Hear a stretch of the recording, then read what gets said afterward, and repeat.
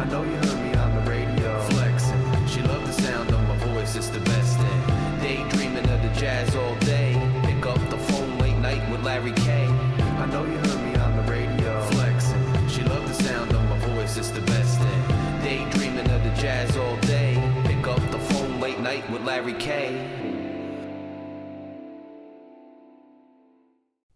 Miami Dolphins fans, Fury fam, welcome to another episode of Phin-Addict Fury. I'm your host, Larry K, and I am happy that for once, after weeks of agonizing, torturous nonsense, the Miami Dolphins of 2024 are finally put out of their misery mercifully, because this team, which underperformed all year, which was never constructed very well in the first place, which had issues top to bottom, questions in the front office, questions with the coaching staff, questions at quarterback, questions all over the roster, was never going to make any noise of any significance in the playoffs. We all knew that, but people were so adamant that they keep talking about potential playoff scenarios and how they could stay alive and how they might be able to beat this team if this team loses, and if that team loses they're going to sneak in. And it's crazy because it almost actually happened,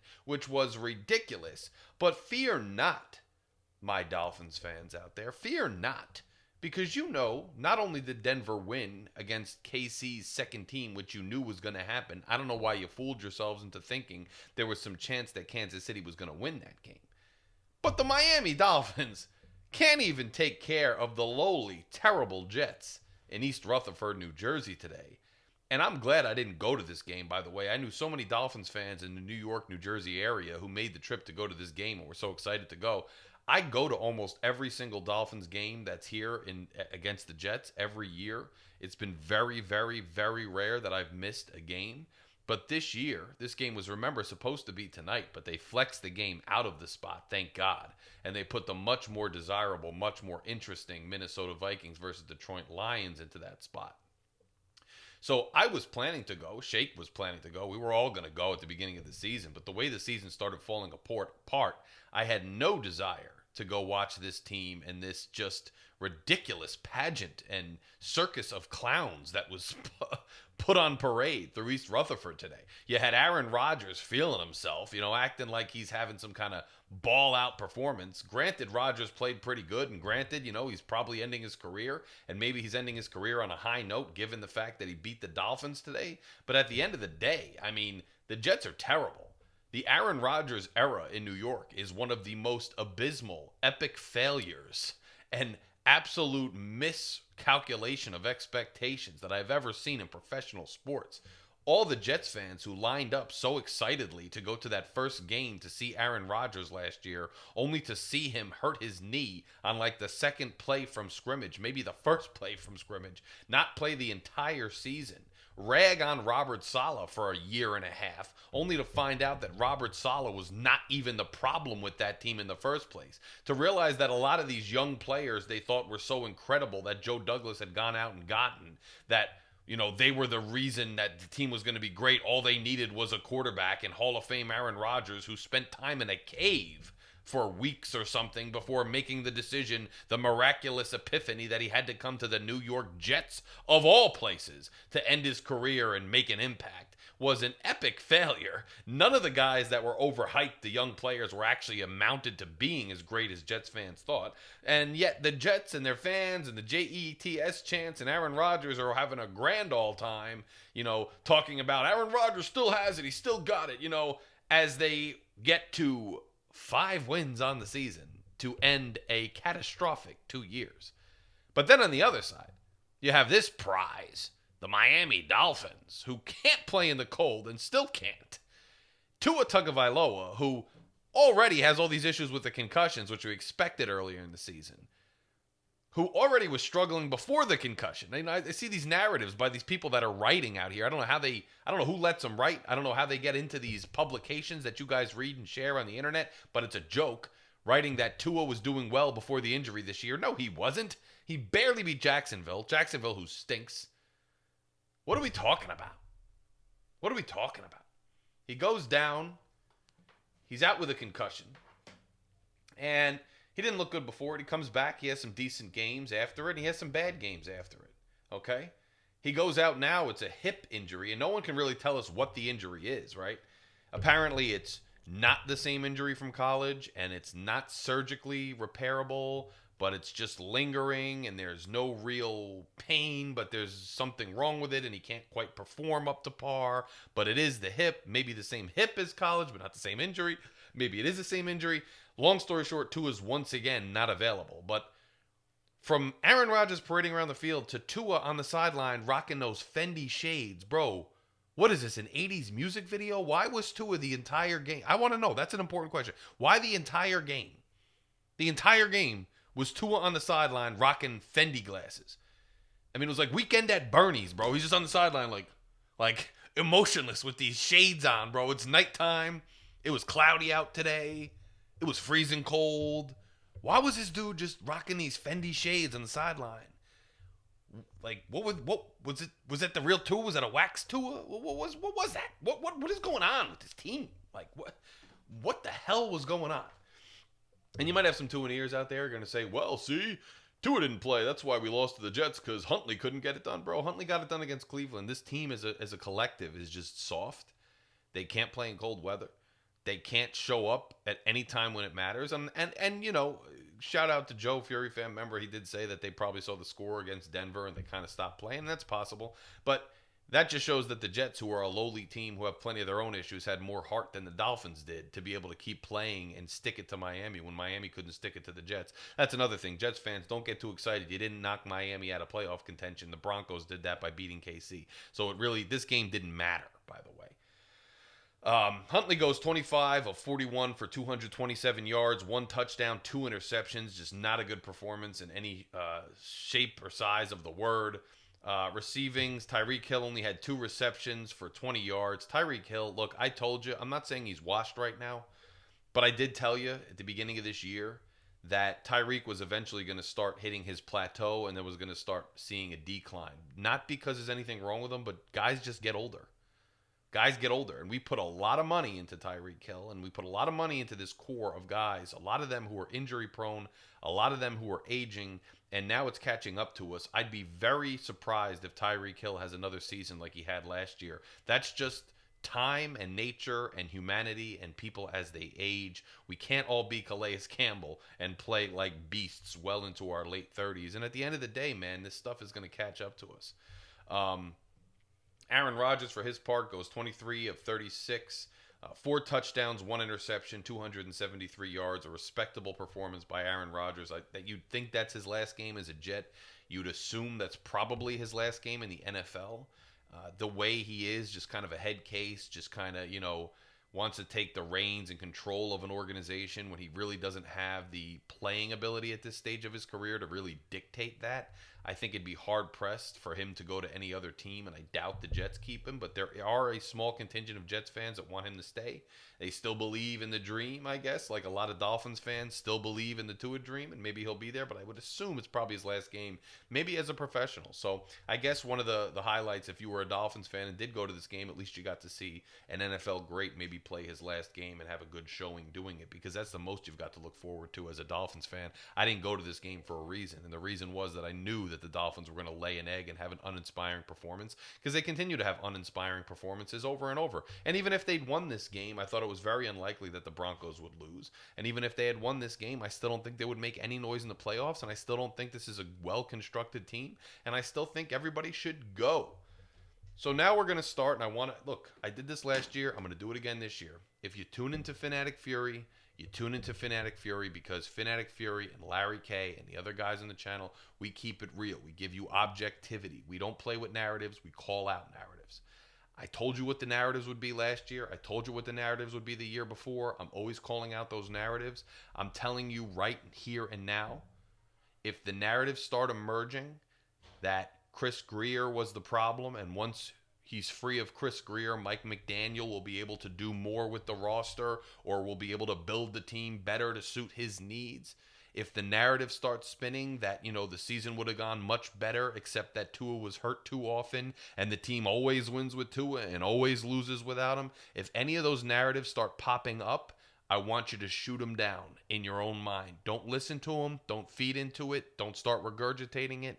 Don't share news articles that have anything to do with it. Don't do it, because it's all BS. It's just coming out of this Miami Dolphins hype machine, the propaganda engine that exists in South Florida, and it's all nonsense. I've already seen a lot of it start coming out where they're just putting up Chris Greer stats. Chris Greer needs to go. Chris Greer that. Chris Greer this. And it's all coming from the same mouthpieces. It's just like when the scapegoat was Brian Flores. It's just like when the scapegoat was Tua's concussion. There's always some scapegoat to try to give somebody an excuse to stick around with the Dolphins. That's how Stephen Ross runs things. That's how this organization runs. And that's why this organization has been an utter failure for years. 4 years. That's why we haven't won a playoff game in 24 years.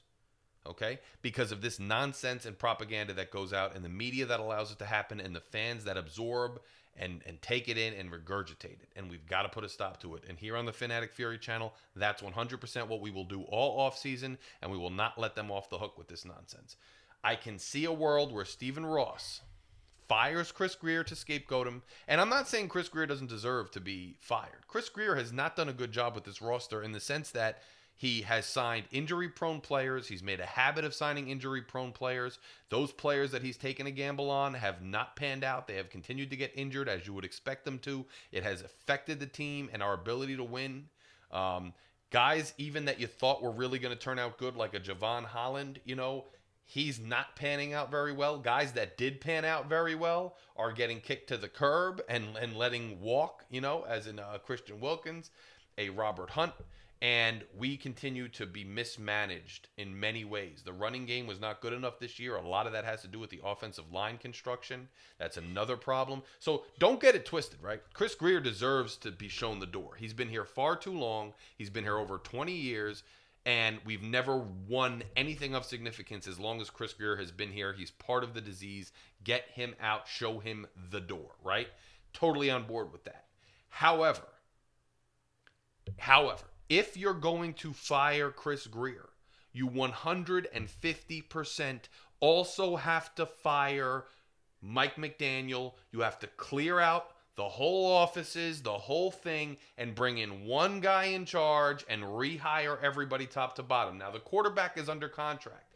And that's how it is right now. The new GM, the new guy in charge, along with whatever coach he hires, has to decide how to proceed with the quarterback position, whether you keep Tua or whether you don't. You have to let him decide. If you're going to roll with this quarterback again for another year, if you're going to roll with this head coach again for another year, then you might as well keep the GM for another year and let them all live and die by their whole plan and philosophy. Because you can't pretend, and they're going to try to make you pretend, and they're going to find excuses, and the reporters are going to do their little sneaky little homework and try to find reasons why it was all Greer and some backroom meeting that occurred last summer where Mike McDaniel demanded that they get more help on the offensive line, and Chris Greer said no, and Mike McDaniel demanded that we ran this type of play, and Chris Greer said no way, and Tua begged for this, but Chris Greer said no because he's a terrible person, and they're going to create all this nonsense, and all it's going to do is try to get you hyped up and excited for next year because you're going to think that the only problem in the room was Chris Greer, and all of a sudden when you get rid of Chris Greer, everything's going to fall in line. But I want you to remember 3 years ago, they did the same exact thing. Remember 3 years ago. They told you, Big O told you. Now all of a sudden Big O is, because he's got to protect Tua, Big O. No matter, he's got to protect Tua. All of a sudden, the problem is Chris Greer. The problem is Mike McDaniel. Anybody, don't look anywhere but Tua. Remember a couple years ago, Brian Flores was the problem. Remember, he couldn't work with anybody. He wouldn't work with Chris Greer. He wouldn't work with Tua. He wouldn't work with Ross. No yacht parties for him. No Tom Brady cheese and wine days. He wouldn't work with him. Such a bad person. Get rid of him. Oh, all of a sudden, Brian Flores wasn't the only problem? You're going to tell me a couple years later that all of a sudden Chris Greer is also part of the problem? Really? They're all part of the problem. That's the problem. They're going to try to tell you Chris Greer is the only problem. They're going to scapegoat him. And they're going to tell you that the new GM, if they hire one, they're going to tell you that the new GM has full autonomy. They're going to tell you that the new GM has the ultimate decision of what to do with coach, what to do with quarterback, all that. But that's just going to be a lie. I'm telling you right now, it's just going to be a straight up lie. They're going to hire a GM that maybe not publicly will say it, but under the table behind closed doors will say that he's willing to keep and work with Mike McDaniel, and they're going to give him some type of timeline. You can work with Mike for 1 year, or you can work with Mike for 2 years, and then you have the ability to fire him after a year or two. So then you're going to have a GM who's basically saying, wink, wink, nod, nod, yeah, I'll work with McDaniel. Yeah, I'll work with him. And he's really just going to be biding his time and waiting to get rid of McDaniel so that he can now hire his own coach and draft his own quarterback, and we can start all over. Except now, when you fire the head coach 2 years from now, or a year from now, or half a year from now the new head coach you hire, just like the GM had to be stuck with Mike McDaniel, now the new coach is going to be stuck with that GM. And this is exactly what we've been doing. We've been hiring a coach, firing the GM, firing the coach. We've been doing this thing all the time. Just fire them at once and hire them at once, and give every new regime a chance to do what they want to do and implement their plan. Give them their own timeline, and then you bring them all in together. You kick them all out together. There's still a chance, Ross. I'm talking to you. I hope you listen to me. Fire McDaniel, fire the GM, fire everybody, and start this thing over. Because let me tell you guys something out there in Dolphin world. This is not going to get better. There's going to be another narrative out there, and that's going to be by the Tuaneers, and you already know it. They're probably going to jump on today looking at Huntley's stats and the fact that Huntley didn't play very well. And they're going to start talking about the fact that, look at Huntley. Huntley doesn't play very well, so therefore we needed Tua. And, if we had just had a healthy Tua for most of this season, we would have had different results because, look, we were only 8-9. We were only a game or two out of the playoffs. And if we just had Tua healthy in the middle of the season, we would have won those 2 games and we would have made the playoffs. So next year, the only thing we got to worry about is revamping the offensive line, getting in some veteran players, and keeping Tua healthy and keeping Tua upright. And then we're going to win a lot more games. And coupled with that excuse from the Tuaneers, you're going to hear another false narrative, which is another one perpetrated primarily by Big O, which is picked up by everybody and ran around Dolphins world with, is the only problem and the biggest problem with Tua is that Tua can't stay healthy. He's a great quarterback whenever he plays. He's a brilliant player, but he just can't stay healthy. And because he can't stay healthy, that's why I don't like him. But he's amazing when he's on the field. And they're going to do that because it's going to save them face, right? Even if we move away from Tua ultimately, these people are going to be able to say in their own minds and lie to you and lie to themselves for the rest of eternity that the only reason Tua didn't make it was because he couldn't stay healthy, but he was actually an excellent quarterback, and they knew all along how great he was. He just couldn't stay healthy. That's not true either. But they're going to use that excuse to keep telling you and gaslight you into thinking that they have the secret knowledge that you don't have, and it's all nonsense. The fact is, Tua is a pretty good quarterback, but he's not good enough to get it done in crucial situations against winning teams. He hasn't been. He will never be. He has not shown that he can be. I would love to be wrong. I hope I'm wrong. I hope he comes out and proves me wrong. I've said this over and over again, but ladies and gentlemen, I'm getting sick of saying it. I say it too much. Every year I say, I hope I'm wrong. I hope I'm wrong. I hope I'm wrong. I'm waiting to be wrong. I'm waiting to be wrong. I said they shouldn't have signed him to the 5th-year option. Imagine if the Miami Dolphins had exercised the 5th-year option on Tua last year. Instead of signing him to this long-term contract worth all this money, imagine if they had done what I said they should do. Imagine if they had listened to me. And imagine if they had exercised the 5th-year option and allowed Tua to play on his 5th-year option. The pushback was, well, if he balls out, you're going to have to pay him so much more. Guess what, guys? Guess what? He didn't ball out. Guess what, guys? I said he was still probably going to get injured again, and last year was a rarity. And guess what? He got injured again. Not just concussions, but now the hips acting up. He got injured again. So now you're on the hook for all this money. You might want to make a regime change in this year or next year, and you're still saddled to this and stuck to this quarterback. If you had him playing on his 5th-year option, we could have had tons of different alternatives and contingencies available to us right now.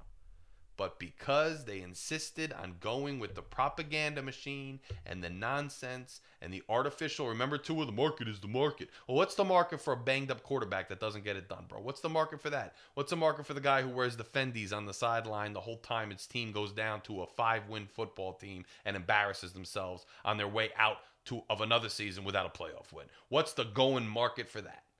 Because that's where you're at right now. That's where you're at right now. Nowhere. Nowhere good if you're a Dolphins fan. Nowhere good. So I'll keep giving my disclaimer that I hope I'm wrong about Tua. I hope he goes and becomes a super Hall of Fame quarterback, wins a Super Bowl, all that other things, because I love the Dolphins. But I don't think I'm going to be wrong because I haven't been wrong yet. I haven't been wrong yet. And don't fall for these narratives that are going to come out. Stephen Ross could still fire everybody and reset this thing because your star players are getting over the hill. They're not cutting it anymore. This team is constructed poorly. Its culture is bankrupt. It's a soft culture. It's a player-run culture. There's no accountability on this team. There's no imagination on this team. There's no ability to punch above their weight. There's no ability to punch equal to their weight. There's no ability to go toe-to-toe with the better teams in this league. There's no ability to win crucial games in cold weather. So what if they beat the Cleveland Browns? The Cleveland Browns are pathetic. Pathetic. This isn't going to get any better. Now, I want you to think about how you fooled yourselves during this whole playoff run. This team loses to Green Bay. This team loses any game of consequence down the stretch. But they beat a hapless, eliminated 49ers team. And Mr. Magoo is out there. Oh, I can't believe we won. Oh, yeah. Mike McDaniel, game ball. Oh, God, this is great. And all you bums are out there. Oh, I can't believe we beat the 49ers. What did it get us? Got us nothing. We're losing to the Jets at the end of the season. The Jets. And we're not going to the playoffs. What did it get us? I want you to think about you during this playoff run. You were duped. You held on to every little possibility, didn't you? Just admit it. Think to yourself. Don't even try to say it with arguing. Don't do it to comment below. Just think to yourself. Think to yourself.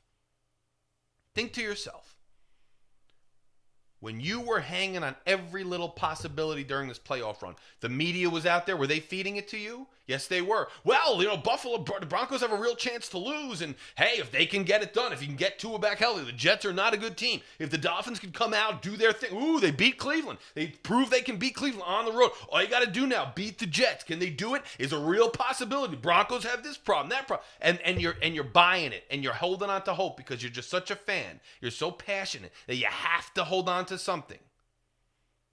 Now, sitting there today, I want you to think to yourself, sitting there today as they lost to the Jets and the Broncos destroyed the second team of KC, and we are once again not winning a playoff game, and we are once again eliminated, I want you to think about this.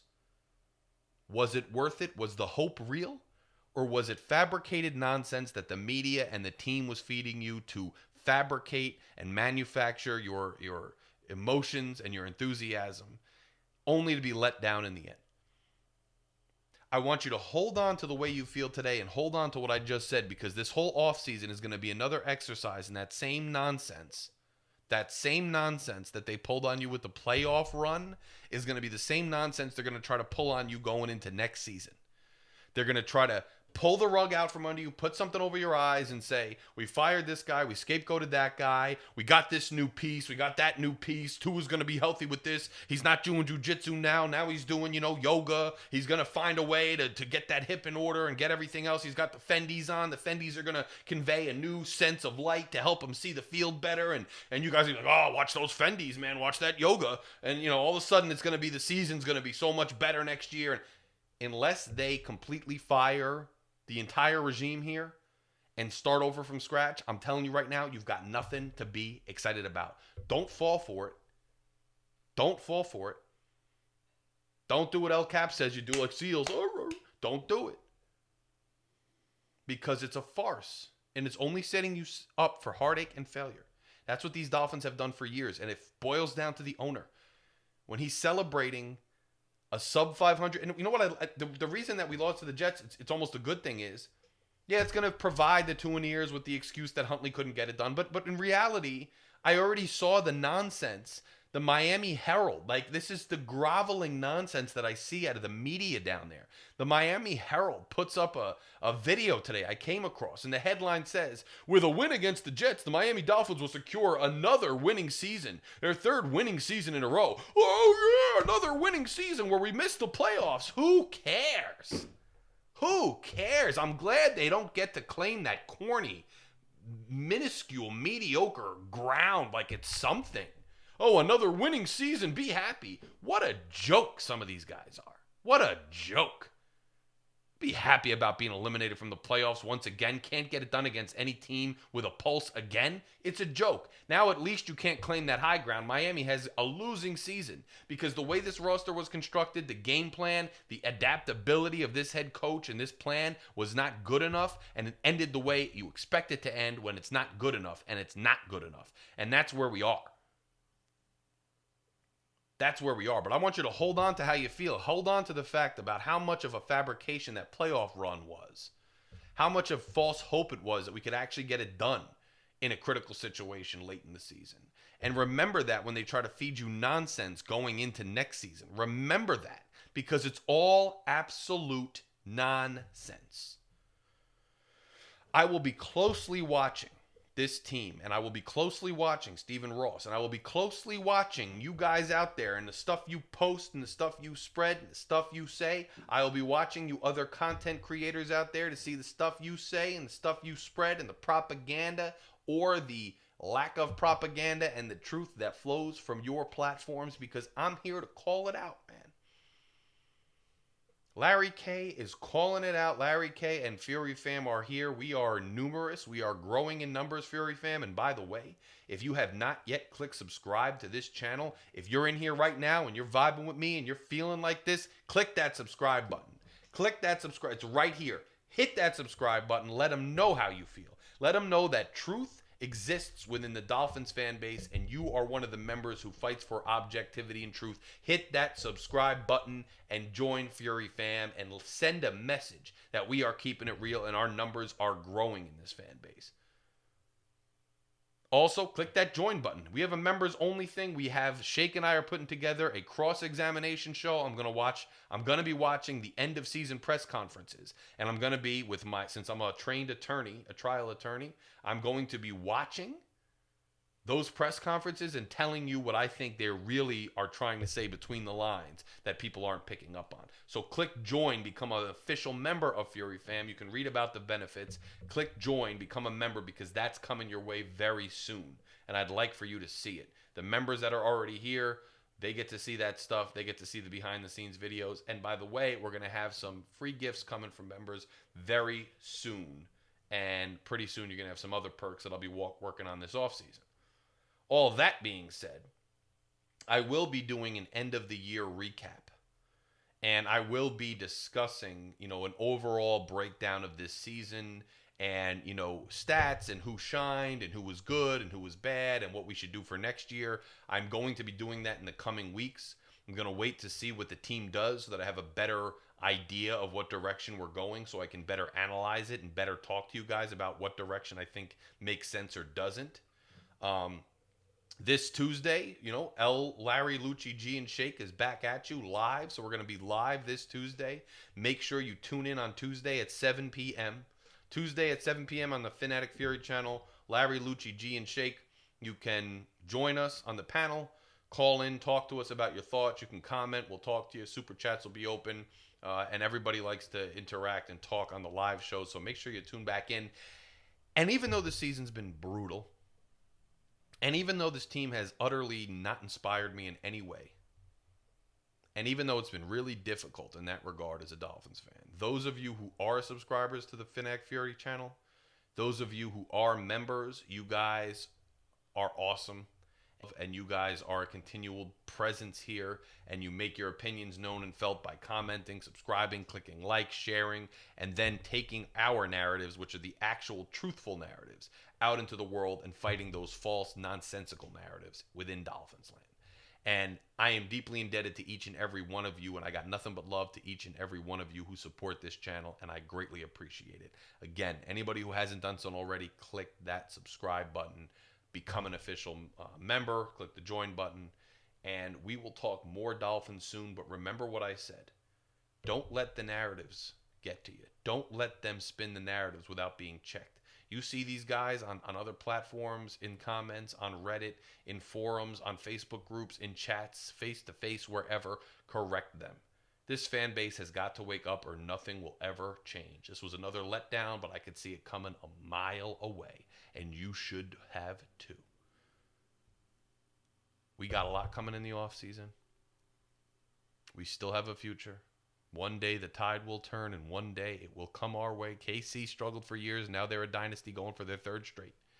One day Miami will be back in the sun, more than just the weather. That day is not today. That time is not this year, but it is coming, my friends. So keep it locked right here to the Phin-Addict Fury channel for objective talk on the Miami Dolphins. I'll talk to you all very soon. Enjoy the rest of your Sunday. Larry K. out.